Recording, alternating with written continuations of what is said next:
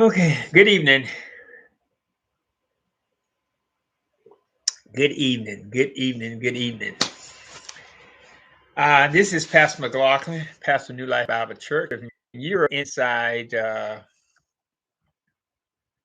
what we call Bible study. Thank you for joining us today. It is November the 10th, 2021, 6:32 Eastern Standard Time. Eastern Standard Time. So we're glad that you're here. We're glad that you all are watching.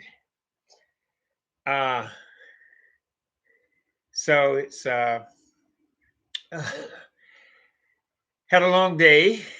We're going to study First Samuel chapters 20 and 21. First Samuel chapters 20 and 21. I'm going to try to make sure I'm looking at you both YouTube and Facebook together.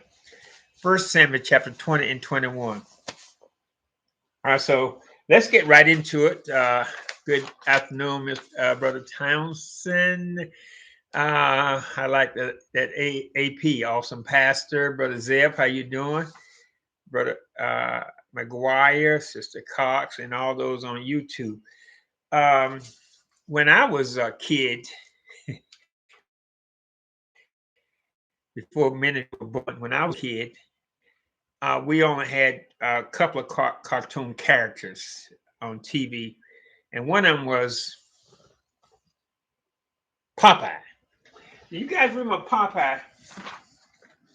Popeye the man, toot toot, and all 57, I think.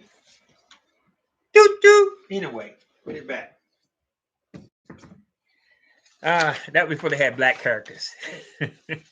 Now I got Panther. I got Black Panther over there.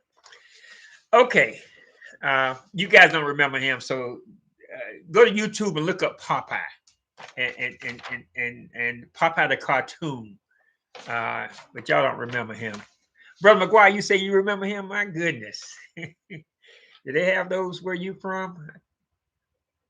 I thought you were from the islands. I'm just joking, Brother McGuire. Okay, anyway. Saturday, November 13th. Saturday, November 13th. Saturday, November 13th. At 6 p.m., we're going to have our first Zoom Bible study. Our first Zoom Bible study on orientation. If you really want to know, some of you have already had this, so these are for the novice and those who really want to know how to just sort of begin to enjoy the Bible so you can become a teacher on some level. And I'm going to give you the 12 terms that will get you started. There are 12 terms that will get you started. If you understand these 12 terms, like the 12 tribes, then you would have a jump on understanding the Bible. It's not just about reading the Bible or interpreting the Bible. It's also about living the Bible. And so that's where we are. So Saturday night at 6 o'clock, 6 p.m. For those who want to be on Interact, that is, well, I won't be on YouTube now. I may have some residuals on Facebook, but the main social media platform will be Zoom. And the Zoom number is 780-175-3582. Say it again. Okay. 780-175-3582. That's your Zoom number. If you have the church app, it has been sent out to you. If you're on the email, it has been sent out to you. You go to Facebook, it's on Facebook page. Okay, one more time. 780-175-3582. Just no password needed. And just get in there and we'll have an interactive conversation on Saturday. And we're going to start talking about the 12 terms, and then I'm going to do assurance, and I'm going to do assurance and your position in Christ. But the thing about you be able to talk back and ask questions, I think that's a good thing. We'll be able to talk and ask questions and share. comments, because some of you have questions you want to talk back, and you can share your favorite joke if you want to, but it's going to be a little bit different. This one, I sort of do a lot of reading. Uh, there will be some good sermons, but no preaching. There won't be any preaching, but you have some good sermons. Someone amateur hour, but I told him I would see it. Someone sent me a, a, a joke this week. Texted to me a joke that said, "Pastor, what happens when duck, a duck, D-U-C-K, uh, goes out and eat, and what happened before they leave the restaurant? What do they give the duck before the duck leaves the restaurant?"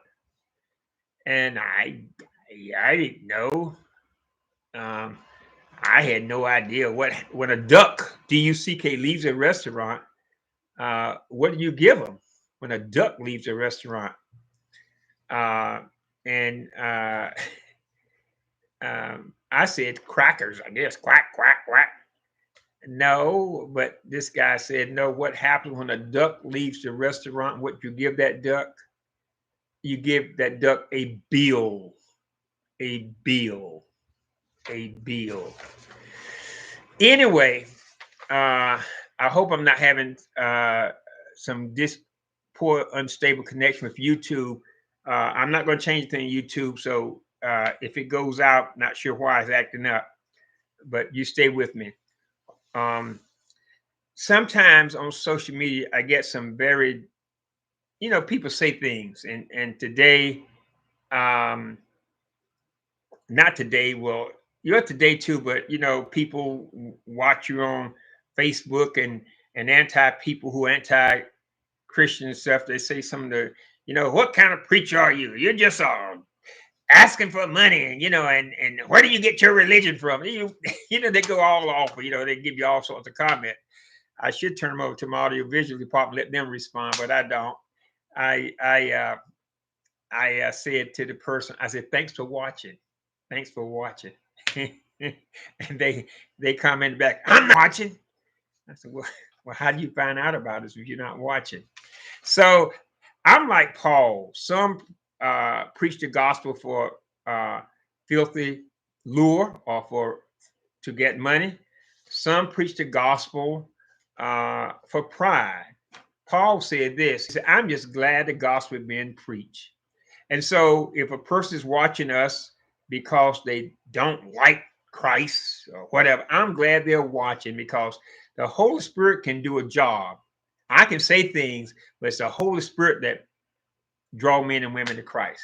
So pray for those who have very negative comments about the broadcast, and they put you in the category of just another hungry preacher. And so anyway, you get those sometimes. Comes with the territory. I see Overseer Justice from Kenya. It's started. Let's get started on our study tonight. First Samuel chapter 20. First Samuel chapter 20.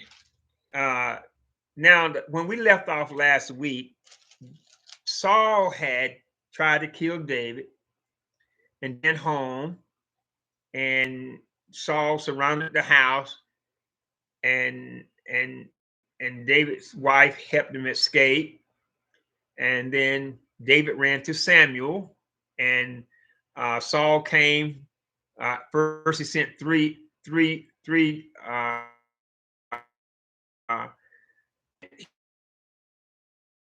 He came and said, "Still running from Saul. He has allowed fear to take over. He's afraid now, and so because Saul has got him on the run, he won't let him stay with Samuel,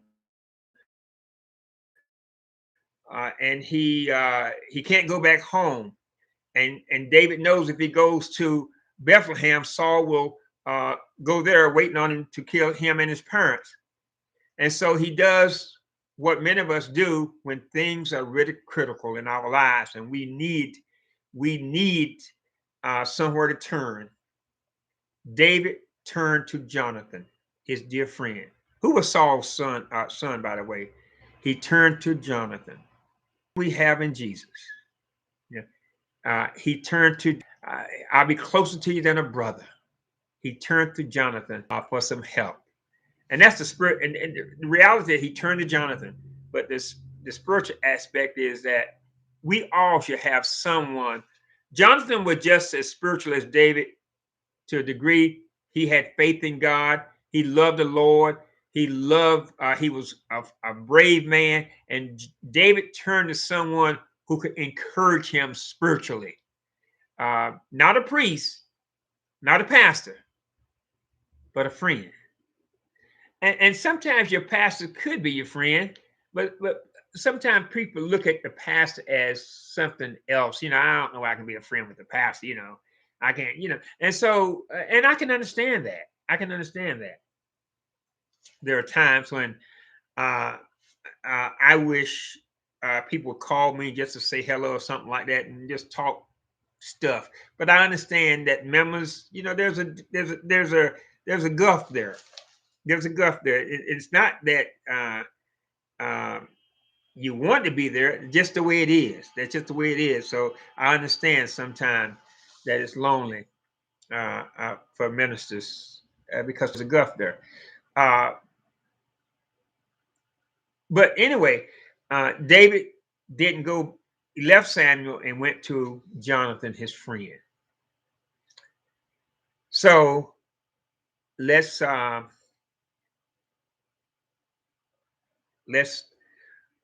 sometimes, let me just share. Sometimes if I'm, and my passion is golf and reading the Bible and relaxing and golf and reading the Bible and relaxing.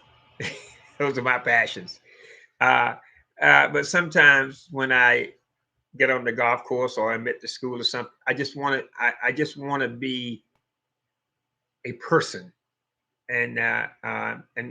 But sometimes I'm still pastor, so I understand that.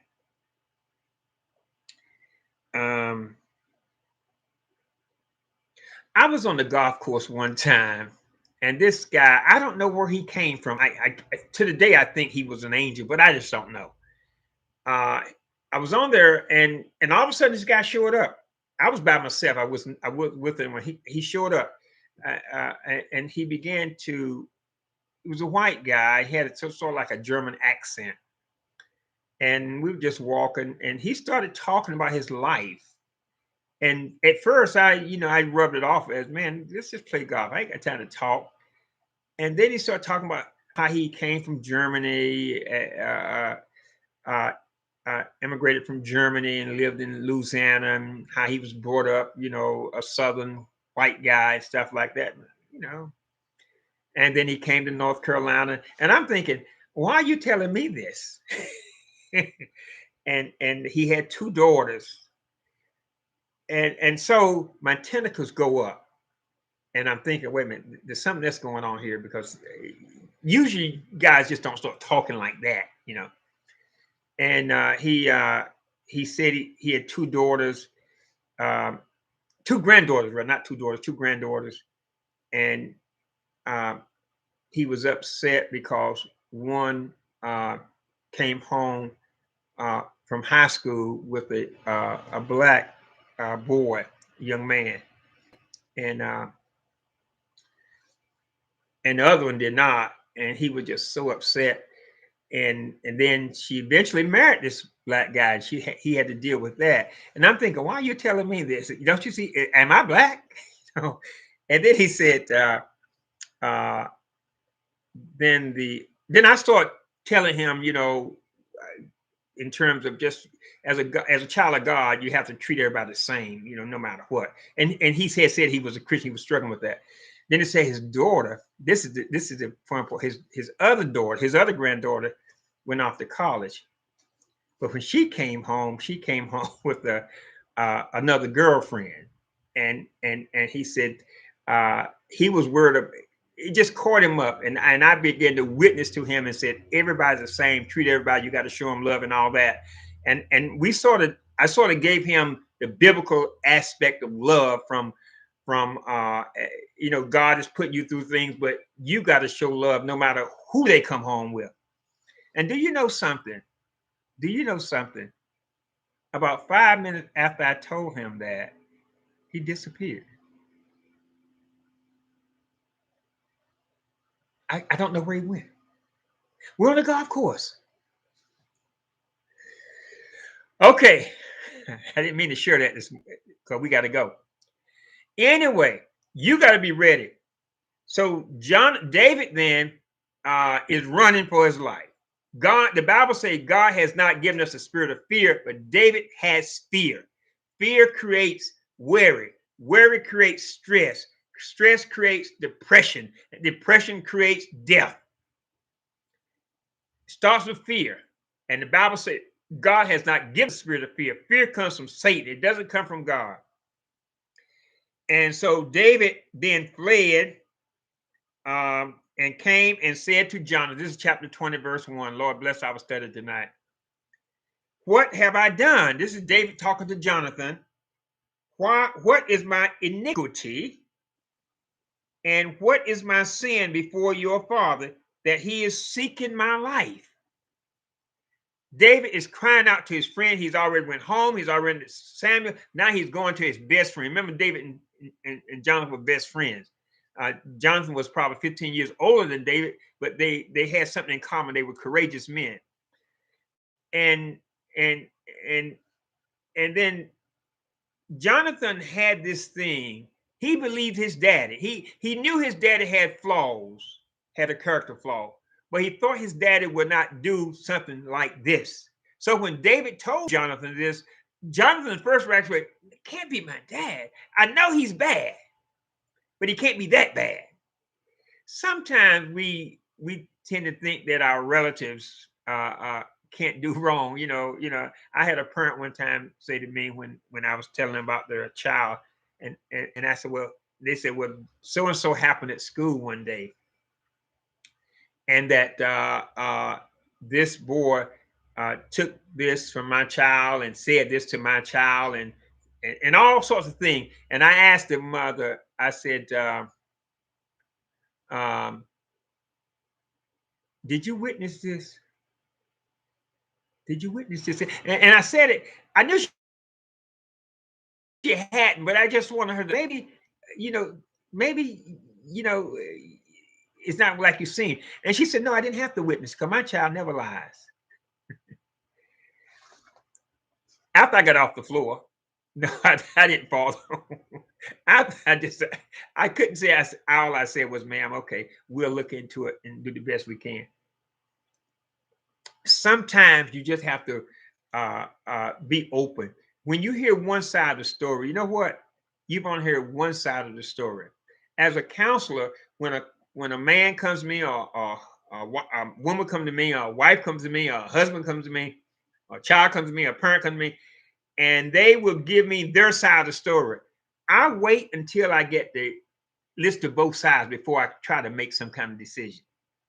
Now, the first person who comes may be entirely right, but always wait until you get the other side of the story. So many people, when they get one side of the story, they go to the races. Even with your relatives, wait until you get the full story, at least the other side of the story. So, this is what Jonathan said to David when David said, your father's trying to kill me and I don't know why. He said to David, far from it, you shall not die, David. Behold, my father does nothing, either great or small, without disclosing it to me. David, I know my dad. He's a scoundrel, but he wouldn't do this without me knowing. Now, see, you and I got hindsight. Yes, he would. Jonathan just has faith in his dad, which is nothing wrong with that. You should. But just keep your eyes open. So why should my father hide this thing from me? It is not so, David. I just don't believe that my dad would want to kill you and I not know about it. Now we know that Saul has been trying to kill David. Jonathan just he's blind by his being a relative, being a son. Verse 3, chapter 20. 1 Samuel. Yet David vowed again, saying, your father knows very well that I found favor in your sight, and he has said, do not let Jonathan know this, or he will be grieved. But truly, as the Lord lives, and as his soul lives, there is hardly a step between me and death. He is right on my heels, Jonathan. I've been running. He tried to kill me in the palace. He tried to kill me at my wife's house. He tried to kill me at Samuel's home. He said, you don't know, Jonathan. And Jonathan has faith in David. So Jonathan said to David, whatever you say, I will do for you. Now, he didn't say, I believe you, David. I believe my dad. He said, whatever you say. He just took a wait and see attitude. There is nothing wrong with people taking a wait and see attitude. Be patient. Wait and see. That's part of, I think, being a Christian is don't jump to conclusion, because we don't know the heart of everybody. Don't jump to conclusion. Now, you may have a good idea, but you don't really know. You don't really know. Verse 5, chapter 20. So David said to Jonathan, behold, tomorrow is a new moon, and I ought to sit down to eat with the king. But let me go, that I may hide myself in the field until the third evening. Now, there was tradition from the book of Leviticus that on the first of every new moon, they would have family dinners. Every new moon, the family would get together and eat together. You know, that should be a good tradition. At least once a month, your family comes together and sit down. Everybody sit down and eat. I think that would be good today. You know, everybody gets busy. They got busy then, and I'm quite sure that they just sat down every new moon, about every 30 days. So the family ate together 12 times a year. I wonder how many times the entire family eats together now. So there was a tradition that the family would get together. So David said, at the new moon, I will not come to eat with you, Jonathan. I will eat with my father and mother and my 7 other brothers in Bethlehem. Verse 6, if your father misses me at all, that then say, David earnestly asked of leave to run to Bethlehem at his city, because it is the yearly sacrifice. There is a whole family. If he says, it's good, your servant shall be safe. But if he is very angry, know that he has decided evil. Now, Jonathan, if he tells you, okay, that's fine, let him go. He needs to go with his family. Then you're right, Jonathan. But if he says, where is David? I'm angry. Then you know your father is a scoundrel. Now, this sort of shows us how the relationship of David and Jonathan is in terms of talking. And Jonathan has insight. Now, even though Jonathan has faith in his father, by reading what he says next, you have an idea that he suspects that David is truthful. He suspects, because he has no reason to doubt David. He has plenty of reason to doubt his dad, but he has no reason to doubt David. He's seen the fallacies of his dad. And some people, you know, when a person has worn out their welcome, so to speak, you can doubt. You know, I still wait and see, but you probably know. I mean, sometimes you just say you have to be careful not to jump the gun too soon.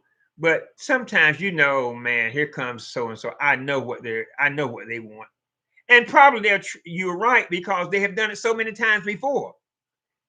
But you got to bear them out, because sometimes it may be the one time that they have changed. I don't know.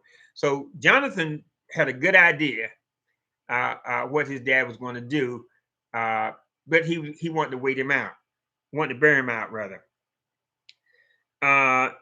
Now, verse 8, chapter 20, 1 Samuel. Therefore, deal kindly with your servant, for you have brought your servant into a covenant of the Lord with you. But if there is iniquity in me, put me to death yourself. For why then should you bring me to your father? David said to Jonathan, if I have done something, Jonathan, you just kill me yourself. If you think I'm wrong, kill me yourself. These are two friends talking. Yeah. You think I'm wrong. And Jonathan said back to David, verse 9, far be it from you, for if I should indeed learn that evil has been decided by my father to come upon you, then would I not tell you about it? David, if I find out that my father is plotting to kill you, we're blood brothers. We're spiritual brothers. I will tell you. That's friendship. That's the kind of um, camaraderie people should have. Everybody should have a friend like that.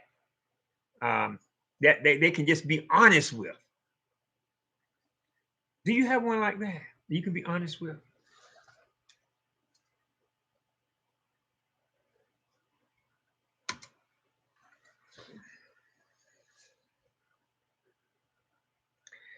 Um,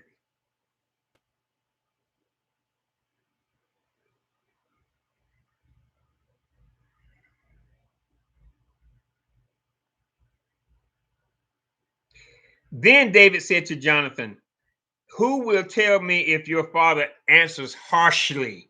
How will I know? David said. And Jonathan said to David, come, let us go out into the field. So both of them went out into the field. Then Jonathan said to David, the Lord, the God of Israel, be witness.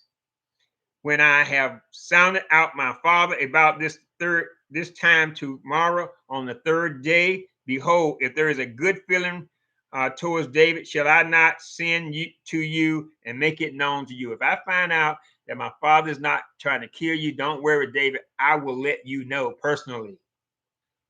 If it please my father to do you harm, though, if he's trying to hurt you, David, may the Lord do to Jonathan and much more if I don't make it known to you. If my dad wants to kill you, David, may God strike me right now if I don't tell you. Friendship. The sad thing about it is that they greet each other and hug each other for the last time. Yeah. We haven't gotten there yet. We haven't gotten there yet. Friendship. Um, friendship. Friendship.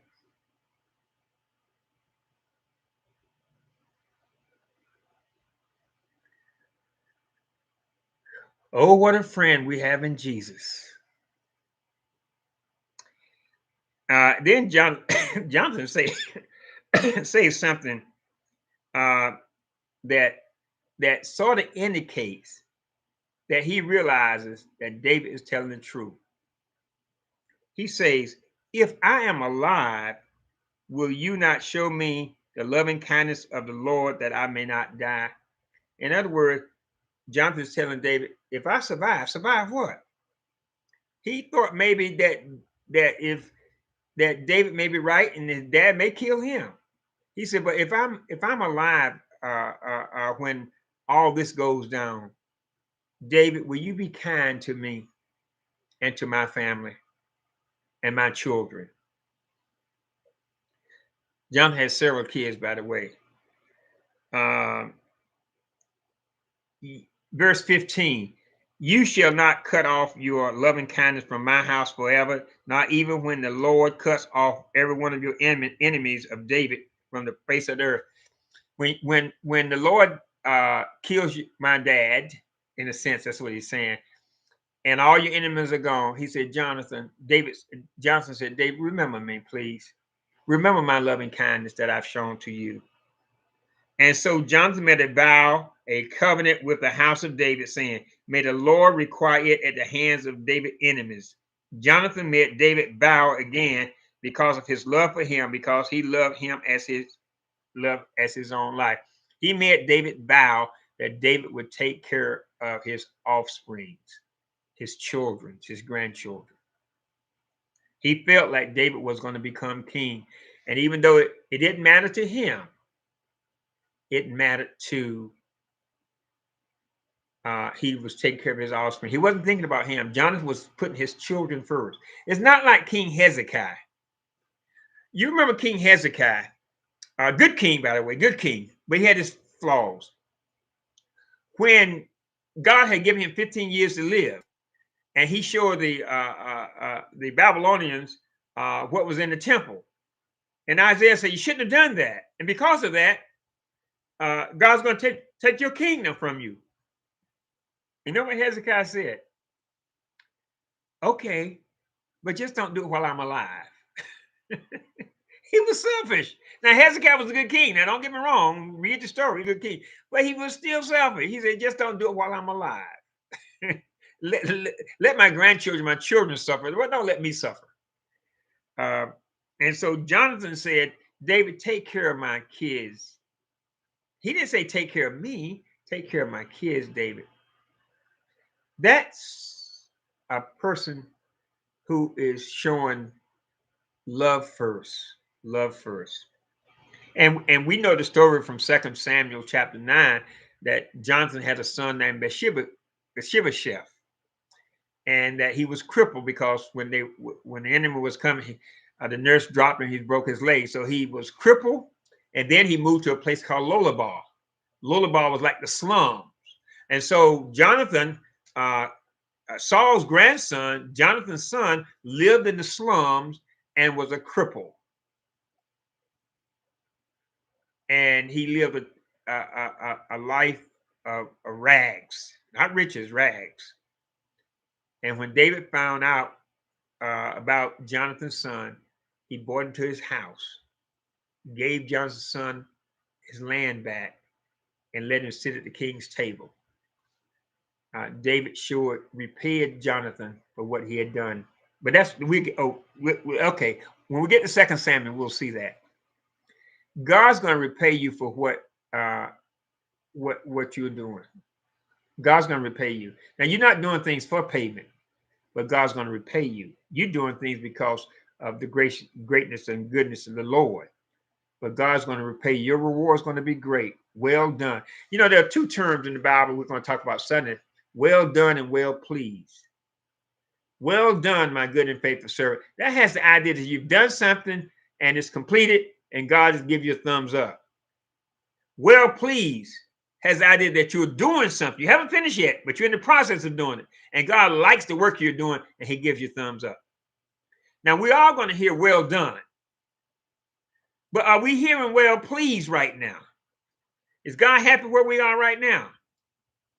Because you're saved by the blood of Christ, you're going to hear well done, my good and faithful servant. That's not a question. But are you hearing, not going to hear, but are you hearing present tense, well pleased? Well pleased. Two terms that we're going to look at Sunday, by the way. I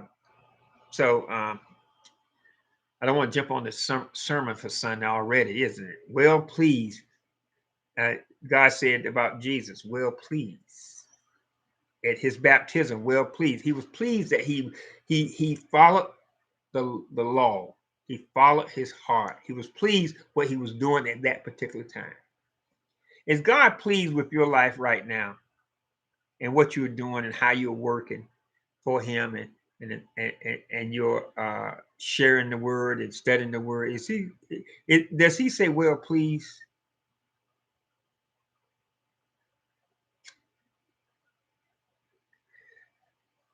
Okay. Now, see, Saturday, for those of you who are going to watch our Saturday Night Alive, SNA, you'll be able to talk back and say, yes, Pastor, yes, Pastor. But if you talk too much, I'll mute you. Okay, where were we?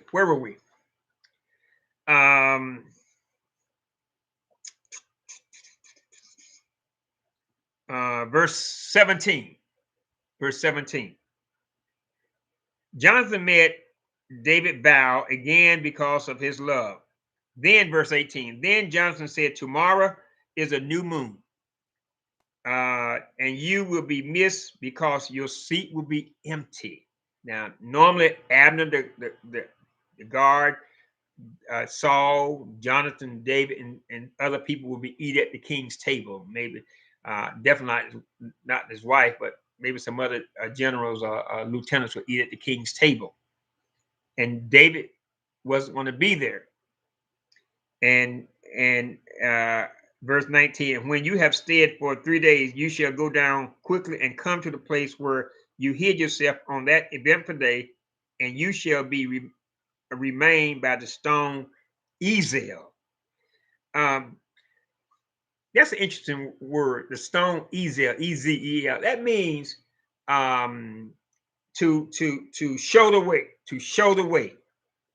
And so Jonathan's saying that you stay there, David, and when I find out, I'm gonna show you the way. You're gonna find out which way to go. We call it crossroads now. We're in a crossroad. People in a crossroad. You know, should I get married? Should I get divorced? Should I go this job? Should I do that? You know, we're in a crossroads, and sometimes we're not sure which way we should go. Ezel means God's going to show us the way. So sometimes you have to be patient, and you have to find out everything as much as you can. David didn't make the decision until he found out exactly what Saul was going to do from Jonathan's standpoint. David already knew, but he wanted Jonathan to know too. And so he waited until Jonathan realized, his friend realized, and then he was going to show him which way to go. And sometimes you have to be patient. You know, we have major decisions, minor decisions. Sometimes you have to be patient. Wait on the Lord doesn't mean you sit and wait. It means you read, you study, you pray, and you allow yourself to, and you work. You continue to work. So Ezel, and what Jonathan is saying, stay by this stone. If I say to you, if I shoot an arrow and say to you, go further, David, that means that my dad is going to kill you. But if I say to you, but if you're standing by the stone, come this way, David, that means that it's okay.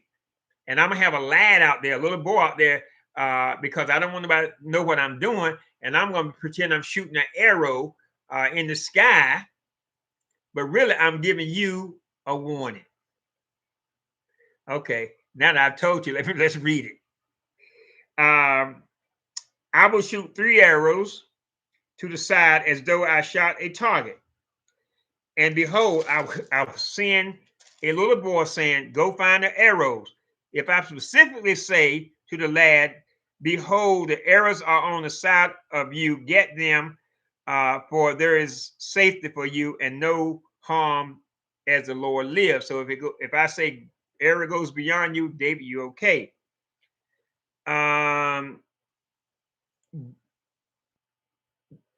But if I say to the youth, as the agreement of which you and I have spoken, behold, the Lord is between you and me forever. Did I miss a verse? Okay, let me go back to verse 22. I think I missed a verse. But if I say to the youth, behold, the arrows are beyond you, for the Lord has sent you away. So that means you run. So David hid in the field. Verse 24. And when the new moon came, the king sat at his table. Um, Watch what happens here. Saul, the king, is sitting at his table in his palace. The king, verse 25, look at that closely. The king sat at his table as usual with his seat or his back to the wall. Now, why did the Bible say that? What does that indicate to you? Saul sitting with his back to the wall. You know, when someone is a cheater, they think other people cheat too. When someone's a killer, they think other people kill too. When someone is a sneaky little whatever, they think other people the same way. And so Saul would set his back against the wall because he knew what kind of person he was. And if he knew he would sneak up on somebody if they didn't have their back against the wall. Probably like little Kim in Korea, North Korea. He probably sits with his back against the wall. It is said that while Bill Hickok, the great fighter of the Old West, He died because he was not sitting with his back against the wall. Because when he went to the table, all the seats were taken. They were gambling. But normally he would always sit with his back against the wall because he knew that if he was a ruthless guy, he knew other people were ruthless also. So it's just interesting. You know, the Bible just had little stuff, little nuggets. It just said the king sat on his seat as usual, the seat by the wall. Then Jonathan rose and Abner sat down beside the king, and David's place was empty. So David wasn't there. And nevertheless, Saul did not speak anything that day, for he thought it's an accident. He's not clean. Surely he's not here. He may be at home with his wife, to have a romantic evening. So that's why David didn't show up. So Saul didn't say anything. But it came about the next day, the second, and Jonathan answered and said, David earnestly asked to go, ask me if he could go to Bethlehem. Now this is a lie. We know that. But this is what Jonathan is telling his dad, that dad, he's not here because he wanted to go to Bethlehem to see his family. For he said, please let me go, since our family has a sacrifice in the city, and my brother has commanded me to attend. And now, if I have found favor in your sight, please let me get away that I may see my brothers. For this reason, he has not come to the king's table. He went home to eat, Dad, with his family. He wanted to stay with Jesse and his mom and his brothers. And Saul said, you son of a perverse woman. He said, look at verse 30. Then Saul anger burned against Jonathan. He said, you son of a perverse woman. Do I, Saul is a character. So he calls Jonathan, in our modern day language, a SOB. Do I not know that you are choosing the son of Jesse to your own shame and to the shame of your mother nakedness? Now he could care less about his mother, Jonathan's mother, because he just said, you son of a perverse woman. For as long as the son of Jesse lives, this is what Saul is telling Jonathan, on earth, neither you nor your kingdom will be established. Therefore, now send and bring him to me, for he must die.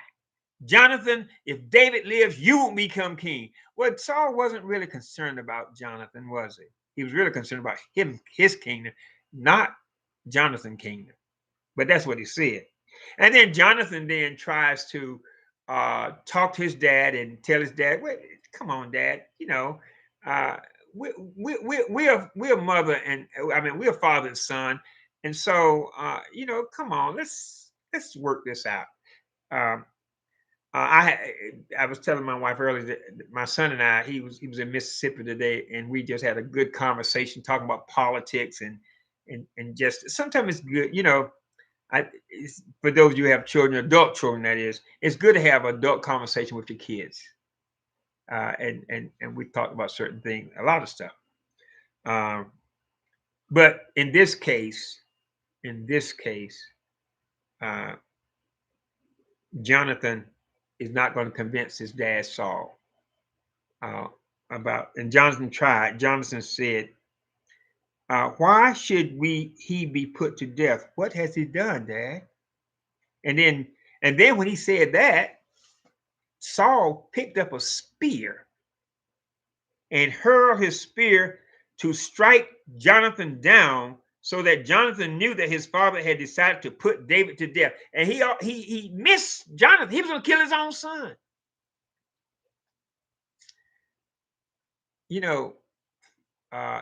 Ego and pride and lust will just get you in trouble.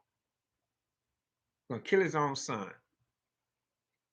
And then Jonathan arose, and he knew then, there was no doubt. There's no doubt that David was right.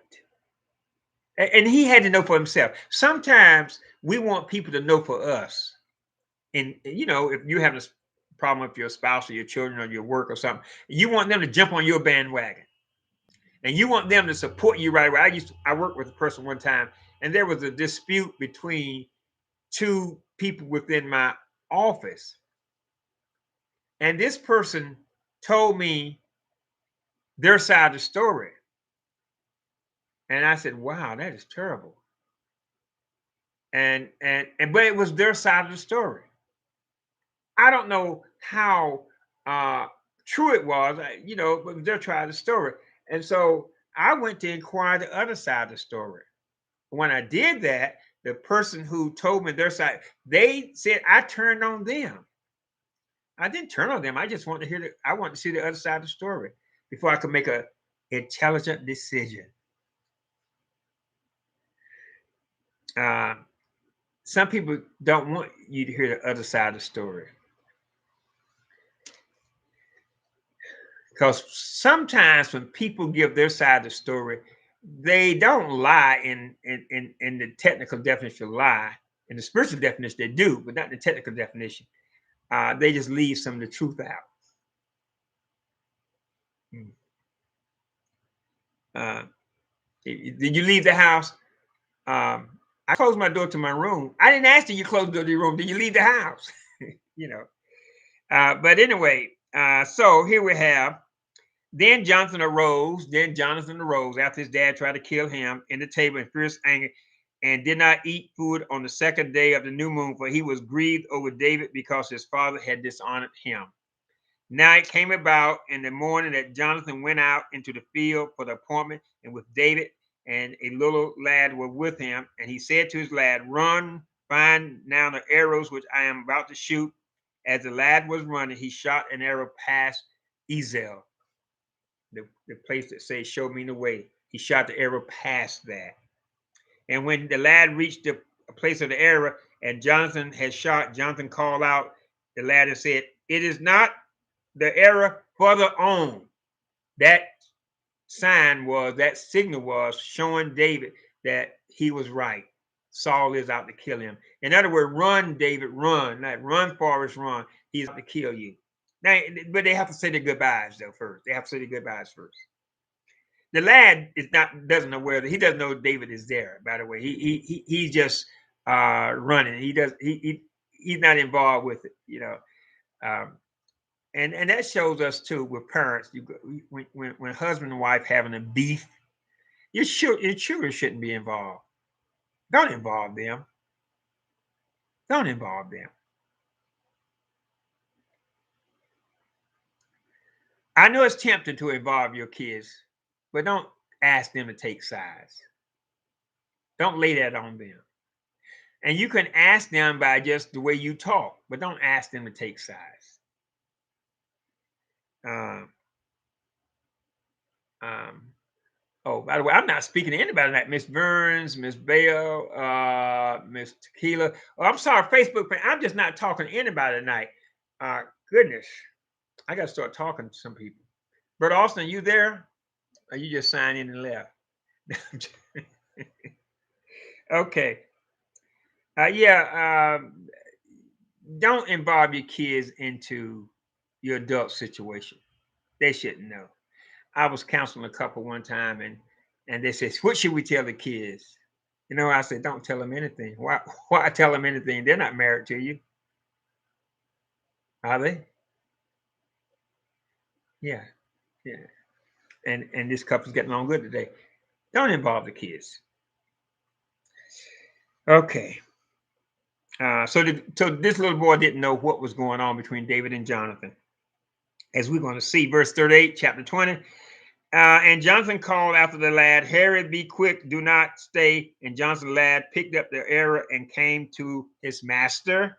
But the lad was not aware of anything, only that Jonathan and David knew about the matter.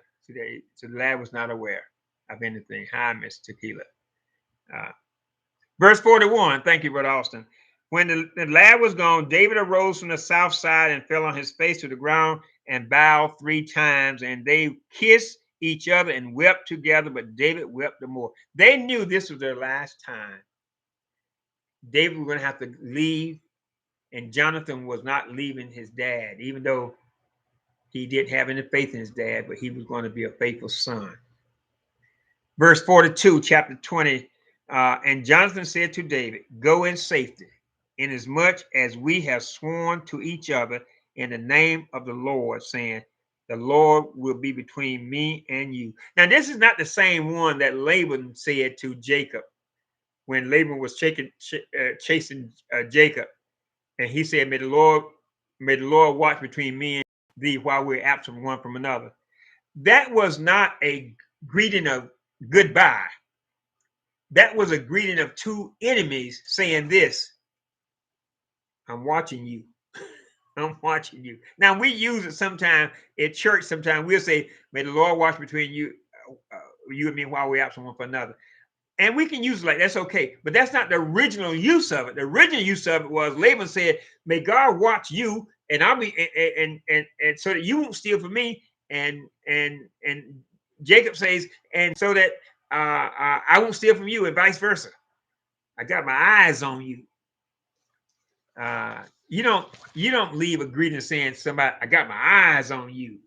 So that's not the same, but we have used it that way over the centuries.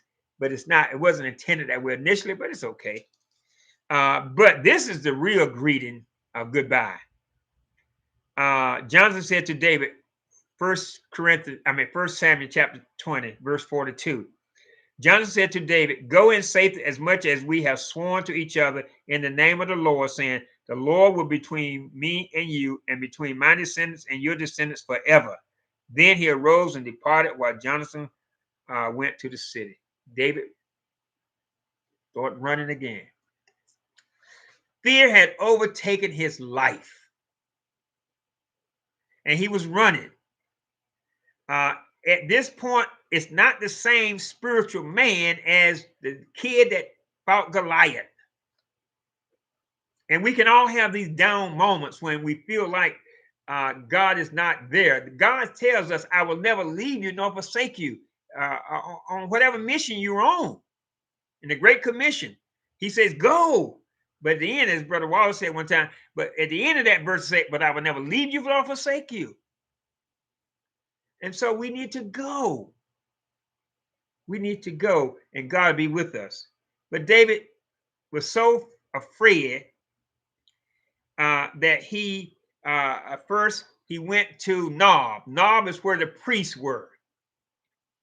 And verse 21, chapter 21 says, David came to Nob to Abimelech the priest, and Abimelech came trembling to meet David and said to him, why are you alone and no one with you? Now, Abimelech knows nothing about what's going on. He doesn't know that Saul is trying to kill David. He still thinks that David and Saul are close. And he still thinks that David's in the army. He doesn't know that David's an outcast.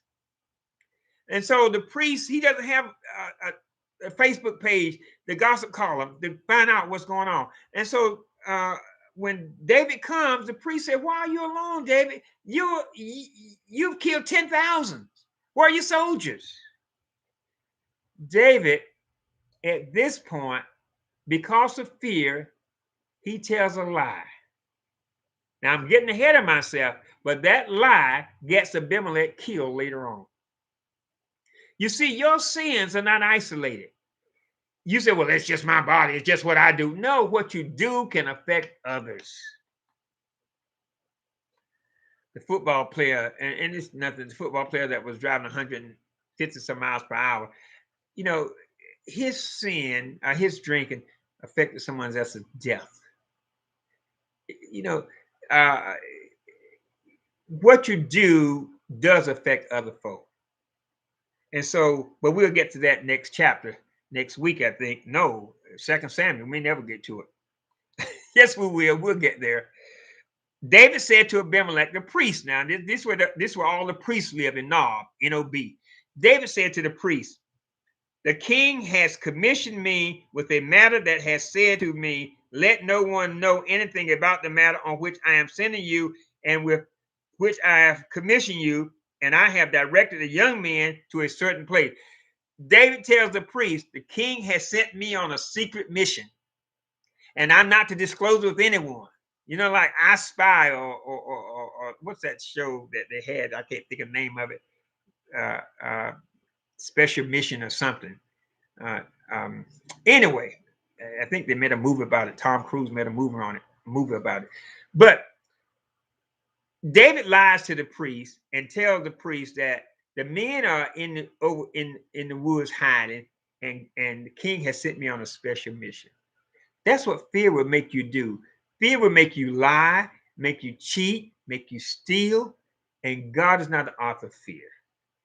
He's the author of a sound mind. You have fear, you have worry, you have stress, you have depression, and you have death. It's a downhill slide. So the moment you begin to fear, I thank God one day when I was in a fearful state, fearing I'm going to lose my mind, lose my sanity, lose everything. God sent me an angel to let me know that God has conquered fear. God has conquered fear. Mission impossible. That's what it was. Mission impossible. That's what David was telling Abimelech. I'm on a mission impossible mission. Um, yeah. Mm. And so now therefore now therefore what do you have on hand? Give me 5 loaves of bread or whatever you be found. So he was hungry. He said, Abimelech, I'm hungry. I'm hungry. And he's running, and so he's hiding. And so he goes and he asks the priest to give him something to eat. And the priest said to him, there is no ordinary bread on hand, but there is concentrated bread. That is, you got the table of showbread and the you got the golden candlesticks in the Holy of Holies. But the showbread was there, and after a week they would take the bread and eat. The priest would eat it. So that was sort of the ritual, that the bread was there for God, and after a week, you just change the bread out, and it had to be eaten by the priest and not by an ordinary citizen. But David said to the priest, and when the priest said, all I have is a priest bread, David, I don't have any bread for ordinary people, and and and there is no ordinary bread, but there is just concentrated bread. And David answered the priest and said this. Surely women have been kept from us previously when I set out. The vessels of the young men were holy, though it was an ordinary journey. How much more then today will be holy? And what the priest, I forgot to read, if only the young men kept themselves from women. So the priest said, I can give you this if your soldiers have not been with the woman in the last 6 days. David said to the priest, "Oh, they weren't with their wives when they before I left, and we've been gone several days, so they haven't been with wives. So you can give me the bread." The thing is, David didn't have any men with him; he was lying. Now, Jesus in Matthew chapter 12 uses this story to tell us that David ate the bread for the priest because Abimelech were more concerned about compassion than about the law. So Jesus said, if your ox fall into the ditch on a Sabbath day, will you wait until the next day to get him out, or will you pull him out right then? And then Jesus said, well, the same thing. I'm the Lord of the Sabbath. And so it should be more about compassion than about a rule. There are some people who believe, you got to have we don't do this at our church. We do it at a certain time. There's compassion comes before rules and regulations. Matthew chapter 12, Jesus uses this story to illustrate that let's don't get caught up in the rules and regulations. Let's stick with compassion. Sometimes you get a funeral and somebody will. This all happens at funeral. You have a program for the deceased person, and somebody who may not be the pastor say, "Could I see a program?" And the usher will say, "Oh no, not until after the music starts." I mean, what the music got to do with compassion? So compassion. Now I didn't say before the family gets there, but compassion. So the priest gave concentrated bread, for there was no bread there but the bread of the present, which was removed from before the Lord in order to put hot bread in its place when it was taken away. Now, so the priest gave David the bread to eat.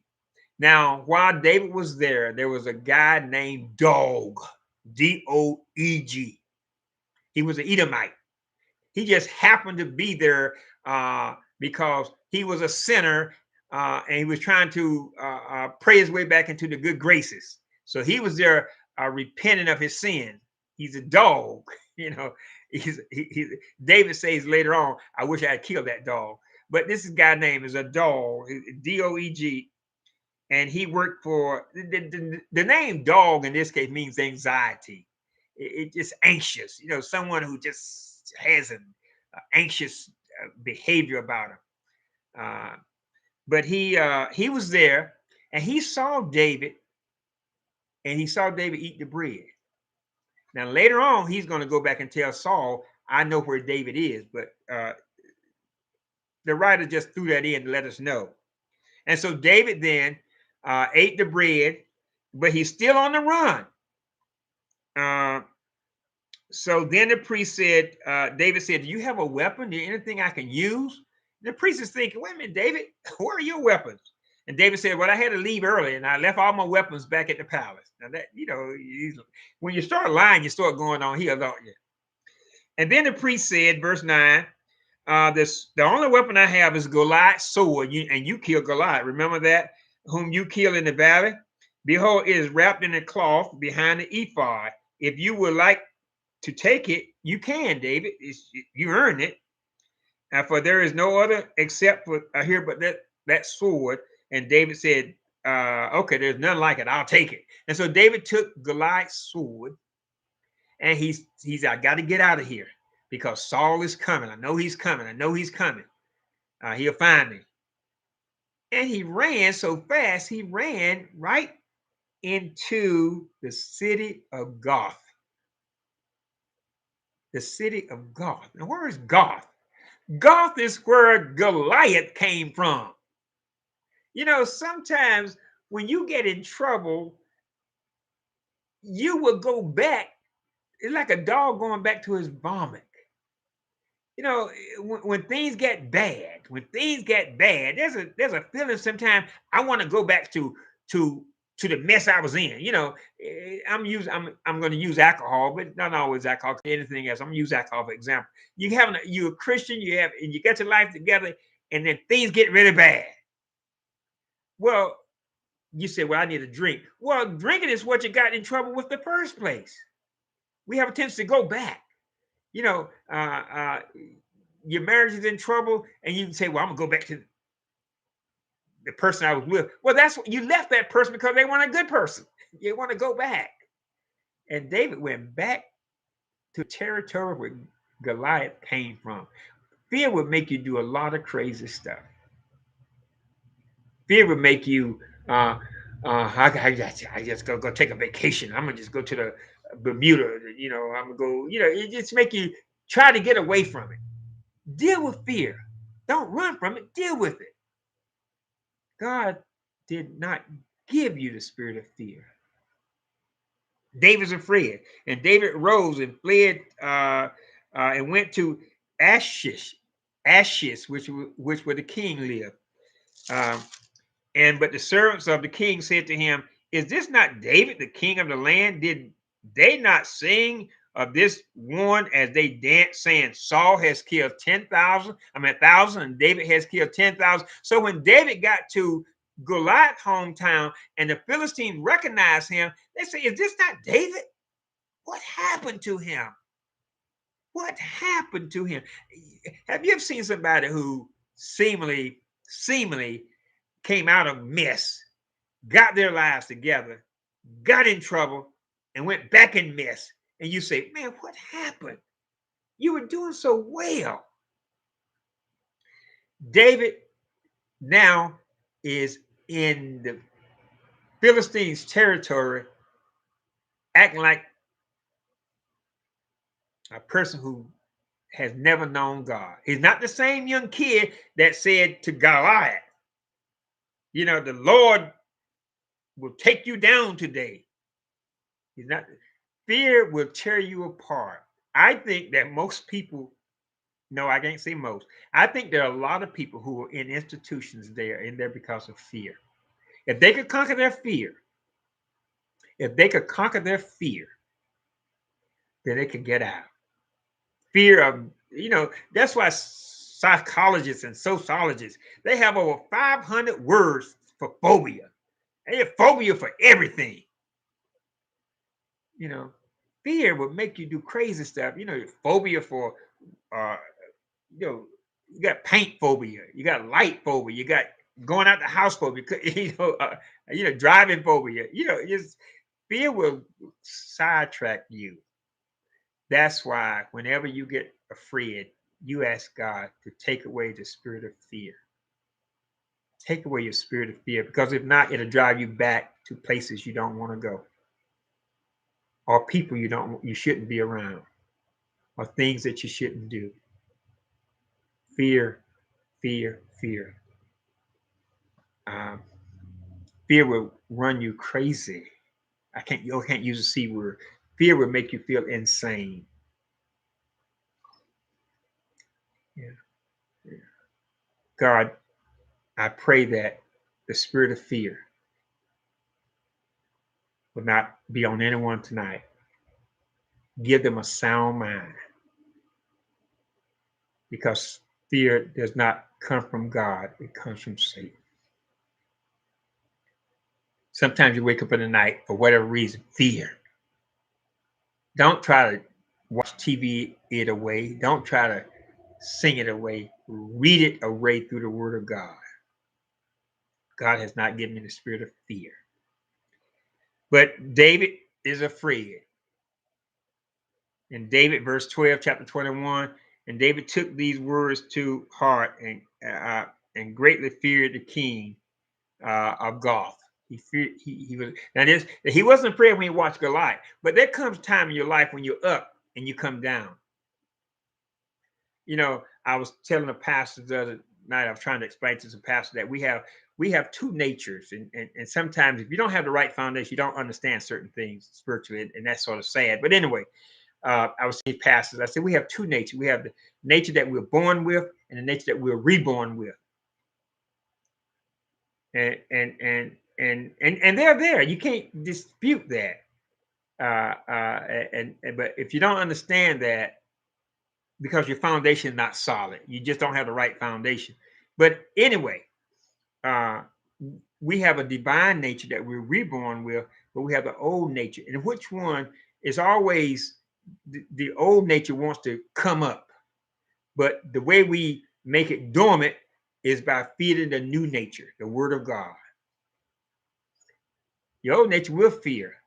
The word of God, there is no fear or condemnation to those in Christ Jesus. So when David realized that they had seen him, verse 13, this is what he did. He disguised his sanity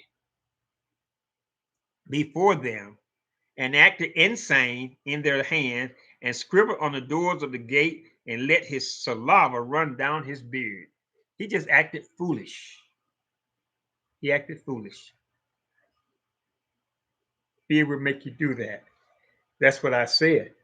If you conquer fear, you could get a lot of people off nerve medicines and all sorts of drugs. Fear of living, fear of dying.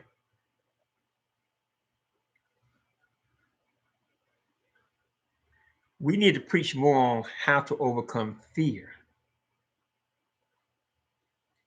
When Satan tried to tempt Eve and Adam, it was fear.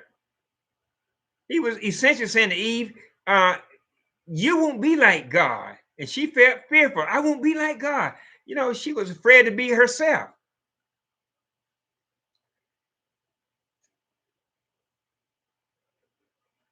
Then Achish said to his servant, behold, you see the man behaving as a madman. Why do you bring him to me? Do I lack madman? I got enough of crazy people already. That you have brought this one to act the madman in my presence. Shall this one come to my house?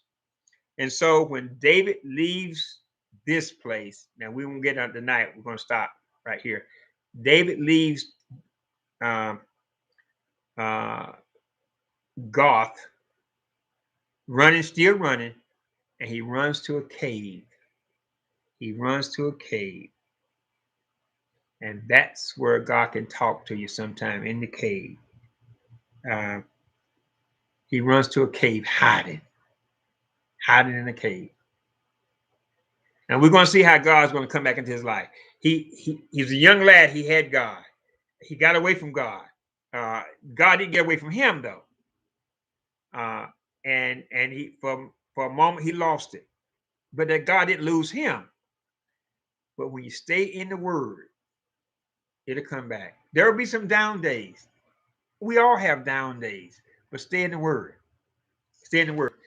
Uh, well done or well pleased. Stay in the Word. Stay in the Word. Um, Now David, when he gets himself back together, he's going to take his mom and his dad and take them to Moab and let them hide there from Saul. Now, why Moab? Well, because uh, David father's name Jesse, and Jesse mother was named Ruth. I mean Jesse's father's name Obed rather, uh, and Obed's mother named Ruth, and Ruth came from Moab. So David sends him back to his great grandparents' house, home, Moab. Interesting concept. He gets himself together. And so we can all get ourselves together. We can all get ourselves together. Sometimes we do go in the valley, but God hasn't forgotten you. Sometimes we do have fear that my children won't be safe. I got a call last night about 12 o'clock. I looked at my phone rang maybe 12 o'clock, and I have uh, pods in my ear so it won't disturb the first lady, so I could just hear it. And then I went over and looked at the phone, and it was probably spam, so I didn't answer it. But the point is, when the phone rung that night, last night at 12 midnight, the fear comes over you. Who's calling? Who's calling? It happens. It happens to all of us. But God has not given us a spirit of fear. Stay in the Word. Stay in the Word. Stay in the Word. Okay, thank you. Don't forget Saturday, for those who you can, uh, not come out, but join us on Zoom so we can talk. Some of you I don't know. I haven't heard your voice in a while. And so if you can't come on Zoom, the number is 780-175-3582. So come, what? Okay, I'll say it one more time. 780-175-3582. Just go to Zoom, throw it in there, and turn on your camera so we can see you. No, you don't have to. You can just use audio. You don't have to use your camera. Thank you so much.